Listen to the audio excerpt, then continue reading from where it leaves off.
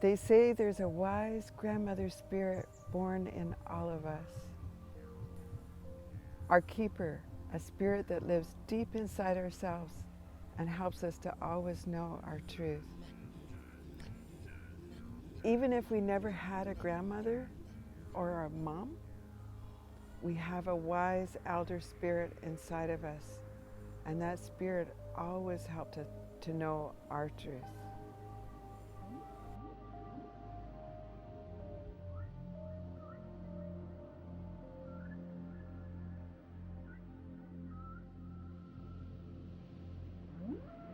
My grandmother, when my mother is her first child, and when it came time for her to birth her baby, which should be a ceremony and should be like new life is coming into the world.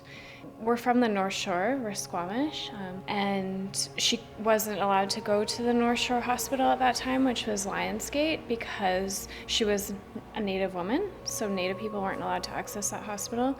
So they went across the bridge to St. Paul's, and she birthed there, and my mother was taken away. I kind of grew up really disconnected from my culture. My parents were both adopted. My mom was in the foster system, so I didn't really have a teacher in my life or an elder to learn my culture from. So kind of when I was growing up, I experienced racism, bullying when I was in school, which made me kind of ashamed of who I was. It's hard for little children to be taken from their parents. It does something to them.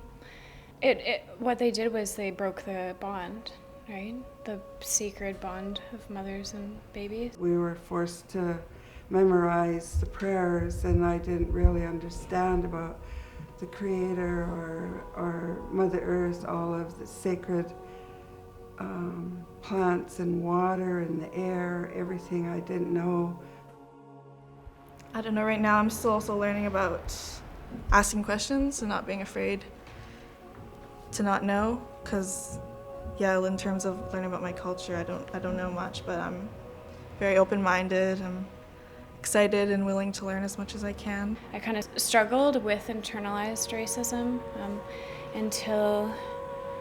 and I really denied my Indigenous upbringing, even though that's the way I'd been brought up and the best way my mother could show us, until I was about 22 and realized I had to follow my heart.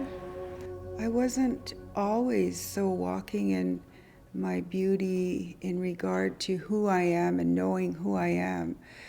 And those were the dark days. And one afternoon, I walked to the Aboriginal Friendship Center here in Vancouver, and they were drumming. And it brought me to a place that I do believe the ancestors were, and it connected to my heart. And I was so mystified on how powerful that medicine was. I started spending time with our elders, and just, every little plant is so important, and their life healing, the different plants that we use for medicines are very important. And I have used Flan Seo, the grandmother, our matriarchs. Our matriarchs, the women, carry our names, our masks, our songs, our dances. If they marry out, they carry all of those sacred everything with them and pass it down to their children and grandchildren and great-grandchildren. So it is very important to know who we are and where we come from. Our Qushami and our ancestral names come through your bloodline, as well as some of the songs, sacred artifacts come through your bloodline. And I heard the elders say that it's been that way for thousands of years. The colonization, everything with our people was banned. We were not allowed to do that anymore for many, many years. but we've picked it up again.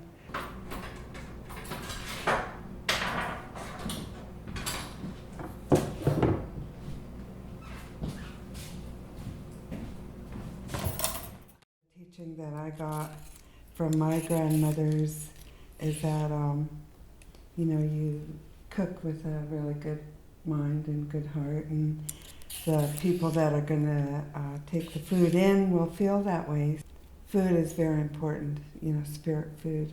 The salmon, they say, is the spirit food, and when we take that in, it's sacred.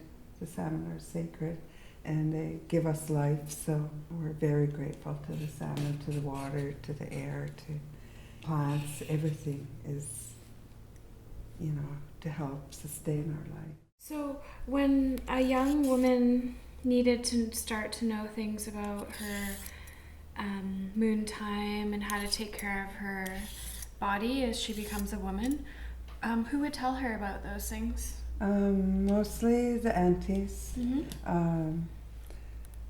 We would gather, ask some ladies to come and have a meal, and then talk to the young girl and just explain everything about her moon and how to take care of herself, and to get her to do exactly what we're doing, like cooking or maybe doing some weaving, to be busy and, not to be speaking for the time, the duration of her moon.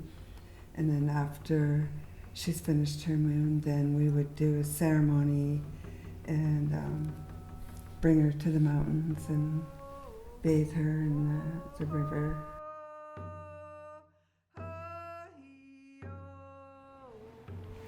So the program I'm working on, it really, what's really unique about it is that it was kind of formed by youth for other youth. So we really have had a lot of their input in the program, which has been incredible. And what they expressed the most was that they want to learn more about their culture and their identity.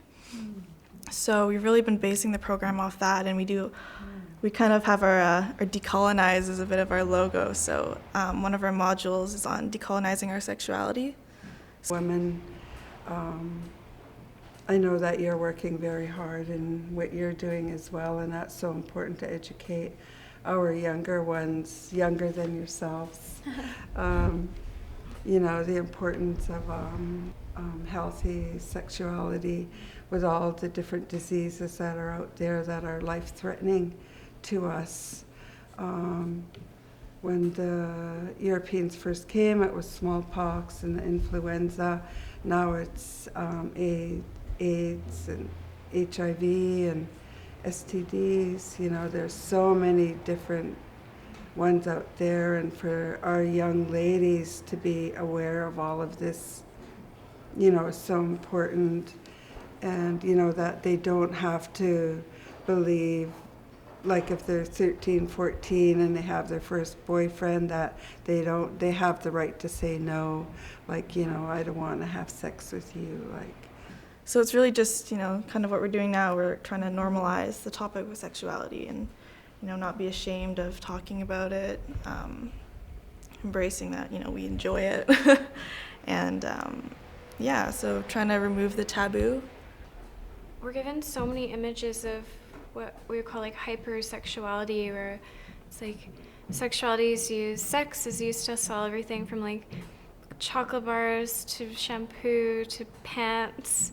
But when it comes time to openly and honestly talk about sex and our bodies, those conversations aren't happening. So I think sexuality is an amazing gift to discover for ourselves.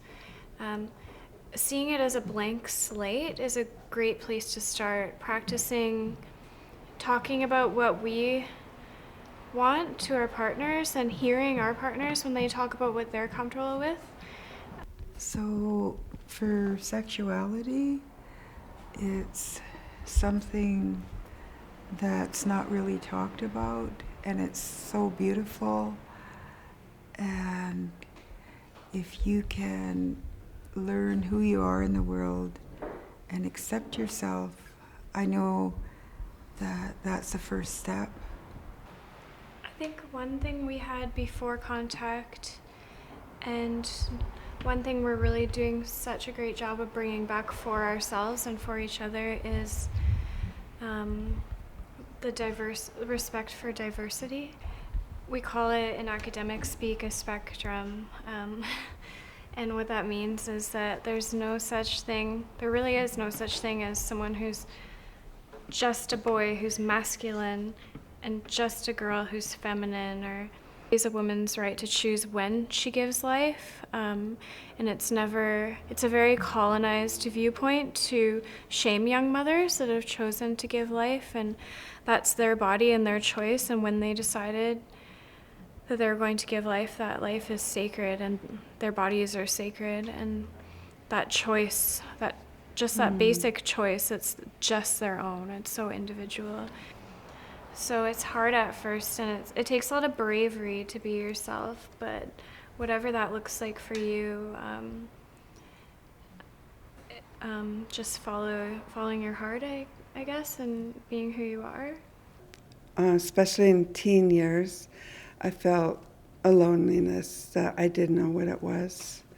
And there was a gathering at our longhouse, and I had never been there before. I just saw it there in Capilano Reserve in the field, but I'd never been in there. And there was a gathering there, and I went and I heard the drumming and the singing, and it really touched my heart. It made me cry. And so I was very curious and just started asking our elders about it. And then the next year is when I started my spiritual life of learning and putting all the teachings to work to help myself.